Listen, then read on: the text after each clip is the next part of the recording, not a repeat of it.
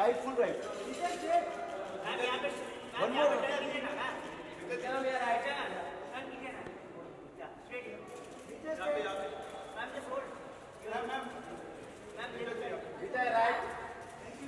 Thank you. Bye.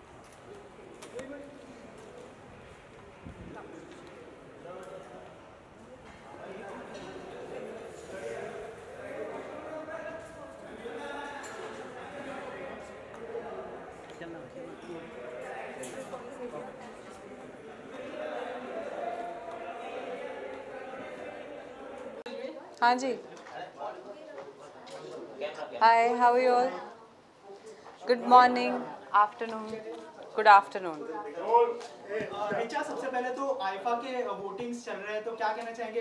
2016-17 में बहुत ही अच्छी फिल्म आई, आपकी पसंदीदा फिल्में कितनी थी? मुझे लगता है कि फिल्म इंडस्ट्री को कम मौका मिलता है अपना. आप लोग चुप करेंगे? हाँ, okay, we'll start again. Film industry की जो फ्रेटर्निटी है उसको वोट डालने का मौका कम ही मिलता है, इसलिए मैं हर साल आईफा की वोटिंग में आती हूँ और साल दर साल फिल्मों की क्वालिटी सुधरती जा रही है, बढ़िया फिल्में बना रहे हैं, इसलिए मुझे लगता है कि यहाँ के सपोर्ट दिखाना ज़रूरी है. राइट. रिचा, इसके अलावा बहुत सारे अवार्ड हो गए हमारे देश में, तो कहीं ना कहीं इसका जो इम्पोर्टेंस है वो कम हो जाता है, ऐसा नहीं लगता है बहुत सारे अवार्ड की वजह से? नहीं, ऐसा कुछ नहीं है. आई थिंक वो अवार्ड्स इवेंट की तरह होते हैं, but I think outside India यही एक प्लेटफॉर्म है जहाँ होता है और एक ऐसी जगह होती है जहाँ फिल्म फ्रेटर्निटी के लोग दे लेते हैं लूज, सब लोग साथ में मिल के बैठ के गाते हैं.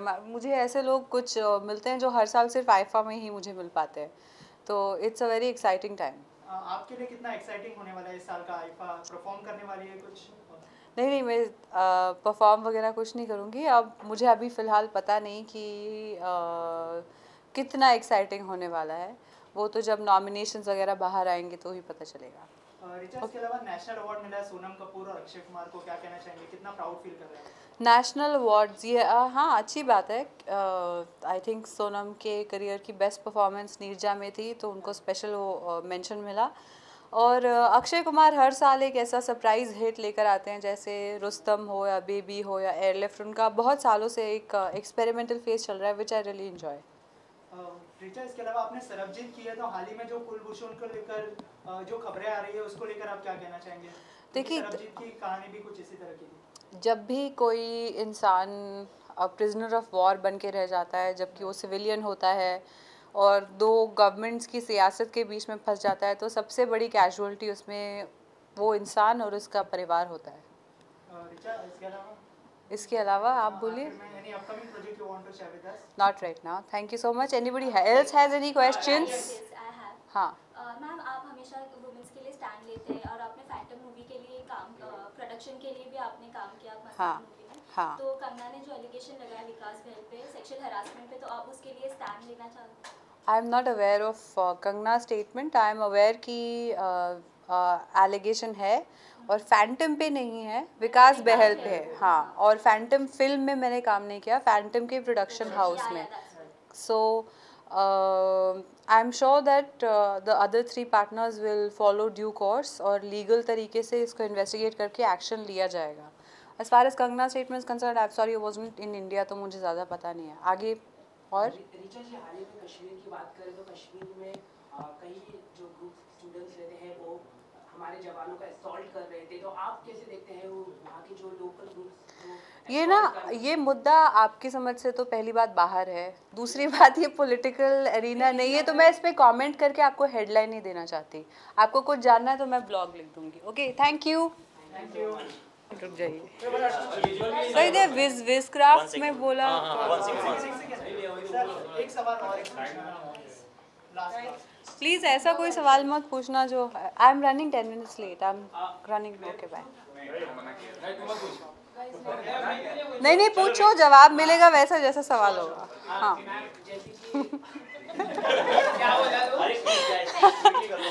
Okay, come on. Come on. Yeah. Fairness cream के ऊपर जिस तरह से अभी चल रहा है, जो मतलब बड़े बड़े स्टार्स जो है फेयरनेस क्रीम को प्रमोट करते हैं, लेकिन अभय देओल की तरफ से जो स्टेटमेंट आया है फेयरनेस क्रीम को लेकर, उसके ऊपर आप लोग सो रहे थे क्या जब इतने सालों से फेयरनेस क्रीम्स लोग इंडोर्स कर रहे थे? तो तब आप सो रहे थे. अभी एक स्टार ने कुछ कंट्रोवर्शियल सब्जेक्ट बनाया है तो प्रेस में आप उछाल रहे हैं. आप तब पहले सो रहे थे. कितने सालों से फेयरनेस क्रीम्स इंडिया में चलती हैं? इस सवाल का आप मुझे जवाब दीजिए. आगे. हम लोग कई सवाल पूछते रहते हैं, इसलिए हम पूछते रहते मैम. कोई सोया नहीं था, हम पूछते रहते हैं. मुझसे तो मैं इनको जानती हूँ, इन्होंने नहीं पूछा. It's not a personal attack on you, but I am asking the press in general. Why does it take somebody else to raise this issue? Why can't it come from you? You're responsible media, na? You're the fourth estate. So then, We asked every time, if you last time also you interviewed in NDTV. when have I ever endorsed a fairness cream? Barkha ma'am always raise this question, and media always raise this question.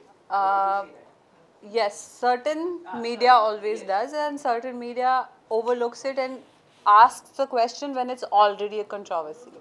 Anyway, okay, we'll do what I came back for, which is the witchcraft fight.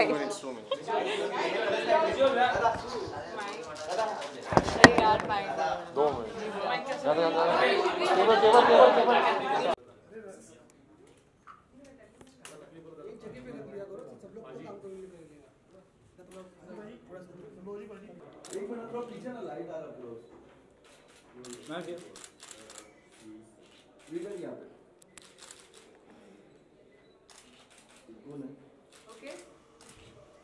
Bye. See you guys. Bye. Thank you.